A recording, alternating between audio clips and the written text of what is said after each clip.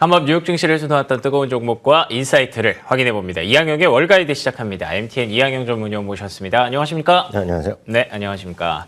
오늘의 핫스탁 열어보도록 하겠습니다. 첫 번째 핫스탁은 인터컨티넨털 호텔입니다. 요즘 호캉스는 많이 안 가나 싶은 생각이 좀 들어요. 왜냐하면 한창 그 호캉스라는 키워드가 핫했었는데 요즘은 아무래도 엔데믹으로 인해서 갈 데가 좀 많아지다 보니까 조금 그 키워드가 주변에서 안 보이는 것 같기도 하거든요. 그래서 그런지 이 인터컨티넨털 호텔의 주가도 좀 횡보가 길어지고 있습니다. 전망 어떻게 보십니까? 네, 맞습니다. 전반적으로 이제 국내에서는 그 전에도 이제 국내 안에서도 많이 다녔고, 뭐 그렇고, 워낙 또 지금 물가도 많이 올라갔고, 약간 멈칫하는 경우가 분명히 없다라고 할 수는 없을 것 같습니다. 그렇죠. 네. 그렇지만 전 세계적으로 보면 지금 여행 시장 완전히 폭발하고 있다는 거 많이 느끼실 것 같습니다. 그럼요.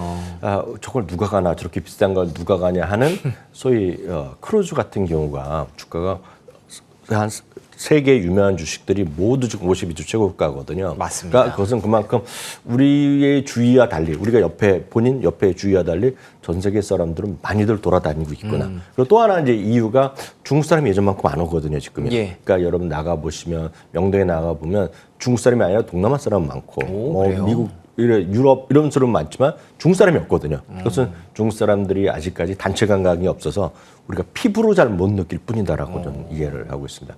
오늘만 보더라도요. 11개 섹터가 오늘 뭐 약간 좀 반등했지만 여러분 느끼셨겠지만 기술적으로 약간 좀 재미없었거든요. 맞습니다. 오늘 상대적으로 좀 강했던 것이 이미소베이지가 강했고요. 산업재가 이렇게 강했습니다. 산업재는 다른 것도 있지만 항공사가 여기 들어가거든요. 산업재 섹터에 들어가기 때문에 그런 것도 좀 올라갔다라고 전반적으로 좀 이해하시면 좋을 것 같습니다. 예. 인터컨티넨털뿐만 아니라 오늘 보면 뭐 윌리조트라든가 이런 것들이 다 5, 6% 다 올라갔거든요. 그러니까 이런 것들이 호텔주가 좀 살아있다는 먼저 좀 말씀드리겠고요.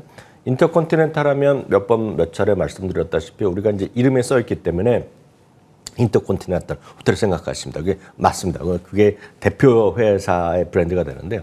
미국 마찬가지 전 세계 호텔은 주요 브랜딩 홀딩 컴퍼니들이 있습니다. 그 그쵸. 안에 산하의 다양한 브랜드들이 되게 있습니다. 많죠. 우리나라에 네. 수많은 호텔 브랜드가 있지만 저게 진짜 주인인지 모르거든요. 한국에 있고 한국분이 와서 또 프랜차이즈인 경우도 있고 뭐 직영과 뭐 여러 가지 하는 방법이 있는데요. 지금 인터컨티넨탈은 여러분 보시다시피 수많은 브랜드를 갖고 있습니다. 여러분들이 잘 아시는 것이 역시 인터컨을 갖고 있겠고요. 예. 그 유명한 소위 할리데이 인 시리즈를 갖고 있는 게 바로 이겁니다. 그렇기 때문에 바로 그래서 전 세계에서 호텔 방수, 호텔 체인 수는 가장 많은 숫자를 갖고 있는 기업 중에 하나가 바로 인터컨 호텔 그룹이라고 보셔야 되겠습니다. 네. 글로벌로요. 전 세계적으로 호텔 수가 무려 6,179개입니다. 그러니까 호텔 수입니다. 방수가 아니고 호텔 수. 방수는 제공하는 방수가 91만 4천 개. 그러니까 제일 큰 호텔의 방수를 자랑하고 있다라고 보셔야 되겠고요. 이게 왜 이렇게 많으냐? 홀리데이 익스프레스라고 해서 미국이나 유럽에 진짜 많이 있습니다. 지역만 가더라도 아주 그냥 호텔에 우리나라 같은 뭐 5성급이 아니라 약간 자그마한데 홀리데이의 소위 그런 브랜드를 갖고 있는 것들 많이 있거든요. 그게 제일 많다는 겁니다. 무려 전 세계에서 3,095개를 갖고 있고요. 홀리데이 인만 하더라도 1,192개를 갖고 있는 등 브랜드 자체, 유명 브랜드가 18여 개를 갖고 있다라고 보셔야 되겠습니다. 그만큼 지금 호텔이 그 여행 비즈니스가 괜찮은 많은 분들이 일단은 항공사를 생각하고 최근에 이제 크루즈를 생각하고 있는데 실제로 보면 호텔 같은 건 상당히 안정한 어떤 매출과 이익을 보여줄 수 있다라는 관점에서 여러분들 관심 갖고 좀 보시면 좋을 것 같고요. 특히 할리데이인이 지금 중국에 제일 많은 호텔 중에 하나거든요. 그렇군요. 그래서 중국 사람들이 본격적으로 해외여행 갈 때 홀리데이인을 이용할 가능성이 매우 크다라고 얘기를 많이 하고 있습니다. 그래서 홀리데이인 갖고 있는 IH 한번 관심 갖고 보시면 좋을 것 같고요. 예. 그 외 호텔을 몇 가지 좀 보여드리겠습니다. 하얏트도 마찬가지입니다. 하얏트도 여러분들 보시면 하얏트만 갖고 있다고 생각하고 있지만 안다즈라고 아마 브랜드 아마 아시는 분 계실 것 같은데요. 안다즈가 이제 프리미엄 브랜드인데 얘네들을 갖고 있겠고요. 이것도 그 심벌이 아주 간단합니다. H입니다. H. 하이아트의 H를 갖고 있는 그런 주가도 한번 여러분 참고해 보시면 좋을 것 같고요. 또 하나는 우리나라에 익숙하지 않지만 우리나라에서 라마다라고 시리즈 은행 호텔이 있었던 거 아실 것 같고요. 또 해외에 가면 할리데이인뿐만 아니라 약간 경쟁이라고 얘기하는 거가 데이즈인이라는 시리즈들이 있습니다. 하얏트 소속인가요? 네, 그건 또 다른 회사입니다. 윈덤 호텔 앤 리조트라는 그룹 또 다루고 있거든요. 그렇군요. 그러니까 이런 수많은 우리가 알지 못하는 호텔도 많이 좀 상장돼 있고 이런 것들이 거의 그림 비슷하고 안정적인 흐름을 보고 있다라고 보셔야 되겠고요. 역시 이런 거 호텔 하나를 하기 약간 그러시면 제가 봤을 때 이 호텔을 직접 여러분들이 하이아트에 예를 들어서 하이아트 멤버십을 갖고 있는 분은 하이아트에 직접 들어서 예약하시겠지만 네. 대부분은 사이트 통해서 하시거든요. 예. 그게 바로 익스피디아랑 부킹홀딩스다라고 말씀드리겠습니다. 그래서 부킹홀딩스 이런 것들이 제가 봤을 때는 완전히 살아있는 주식이다. 그래서 오늘 다시 한번 부킹홀딩스까지 보여드립니다. 좋습니다. 항공주와 여행주가 강세를 보이는 이유가 있죠. 그런데 여행을 가려면 일단 숙소부터 잡아야 됩니다. 예, 물론 누가 호텔을 가라고 생각하실 수도 있지만 호텔도 그만큼 많이 가고요. 그리고 말씀해 주신 대로 각 브랜드가 중저가 브랜드를 다 갖고 있기 때문에 그런 수혜까지 계산을 한다면 호텔 관련주 관심 있게 봐야 될 때가 맞는 것 같습니다. 자, 두 번째 하스탁 넘어가겠습니다. 두 번째 하스탁은 인투잇입니다. 저평가 AI 수혜주를 찾으십니까? 금융 플랫폼 업체 인투잇의 주가가 느리지만 계속해서 꾸준히 올라오고 있습니다. 오픈 AI와 파트너십을 체결했기 때문에 제가 AI 관련주라는 얘기를 좀 활용을 해봤고요. 골드만삭스에서 또 꾸준한 성장세를 기대할 수 있는 7개 종목으로 꼽혔습니다. 어떨까요? 네, 인투잇 하면 우리나라에서는 익숙하지 않은 브랜드일 수밖에 그렇긴 합니다. 없어 네. 보입니다. 왜냐하면 우리나라 같은 경우는 더존인가 그래갖고 중소기업 대부분이 맞아요. 회계에 쓰지 네. 않습니까? 그런 회사라고 일단 보시면 되겠는데 그거 이제 상위에 있는 기업 정도라고 보셔야 되겠습니다. 다만 이제 국내의 어떤 소득세요. 우리 뭐 저도 이제 급여생활자지만 급여를 받으신 분들 이런 분들과 해외의 어떤 급여생활자의 세금 체계와 가장 큰 차이가 하나 있습니다. 뭐죠? 우리나라는 아마 앵커도 마찬가지지만 우리 다들 느끼잖아요. 유리알 지갑이라고 그러나요? 그래서 그냥 세금을 그냥 월급 받으면 자동으로 다 빠져나가잖아요. 그렇죠. 예. 그래서 뭐 1년에 한 번 연말 정산할 때 좀 한 번씩 돌려받거나 하죠. 뭐 1월에 뭐 보너스 이런 얘기를 아마 많이들 하셨을 텐데 네네네. 그게 왜 그렇습니까?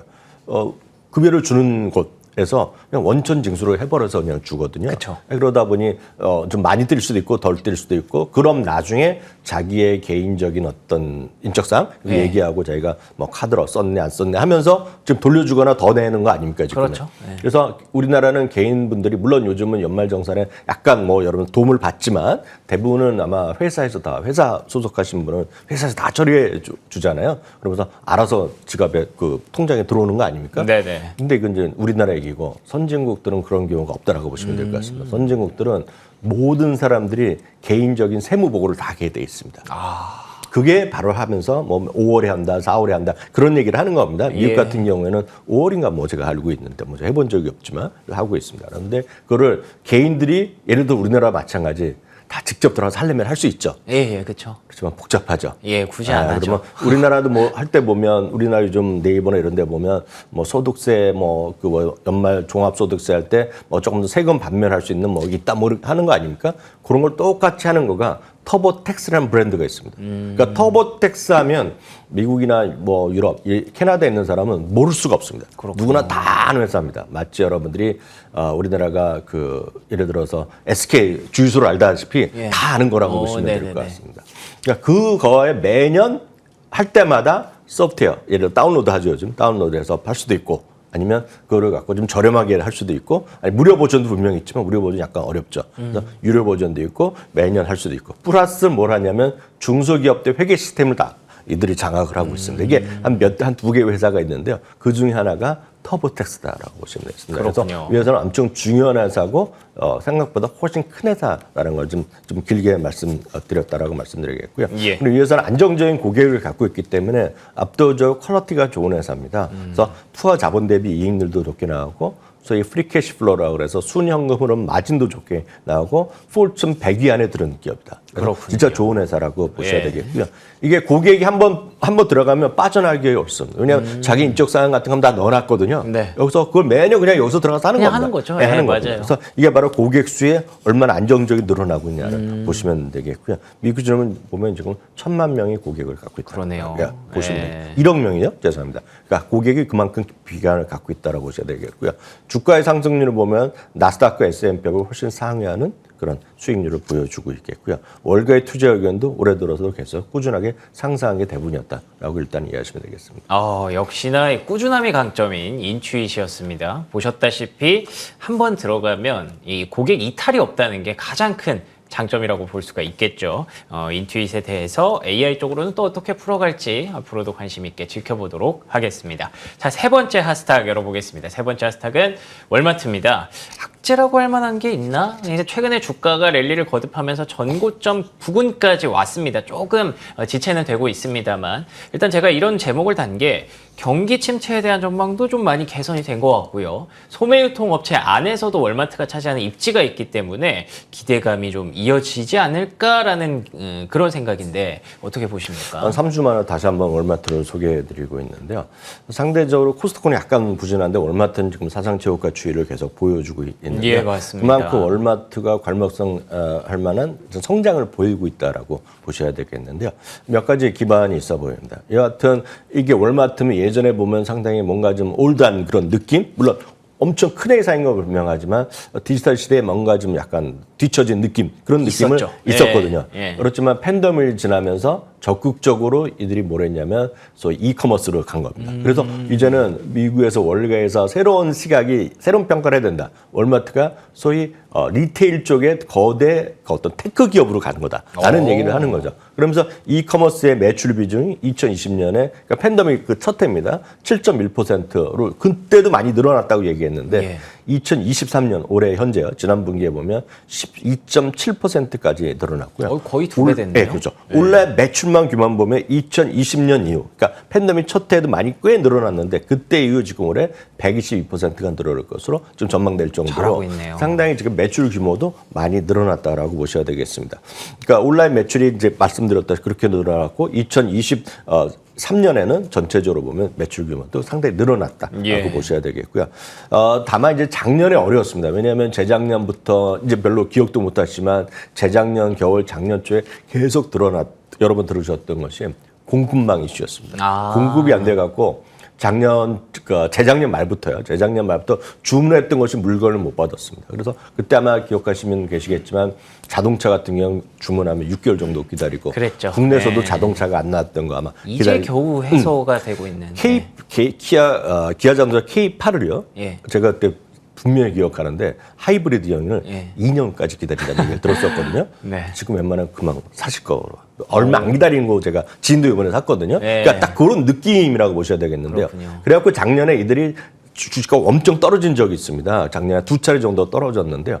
왜냐하면 재작년 겨울에 들어와야 될 겨울용 옷이 작년 봄에 들어온 겁니다. 문제가 있죠. 네, 그러다 보니 재고는 쌓이고 옷은 막팔았고 네. 그래서 작년에 가격을 내리면서 마진이 뚝 떨어지면서 계속 한 2차례 최근에 한 2분기 정도는 항상 이 회사가 이슈가 되는 것이 재고였습니다. 재고. 네네. 악성 재고 얼마나 줄어드느냐. 실적보다는 재고만 관심이 있었던 겁니다. 이 회사가. 예. 근데 그런 것들이 작년 올해 하면서 이제 끝났다 얘기하는 거죠. 그래서 올해 이익이 좋아져. 올해도 작년 대비 이익이 조금 감소할 거라고 보고 있지만 이익의 감소가 내년에는 플러스로 전환된다. 그만큼 주식시장은 미래를 반영하는 거기 때문에 올해 이익 절대 좋은 게 아니에요. 올해도 이익은 감소인데 예. 내년에 이제 좋아질 수 있다는 그런 기대감이 되겠고요. 한번 말씀드렸다시피 3주 전에 이걸 중점을 말씀드렸는데요.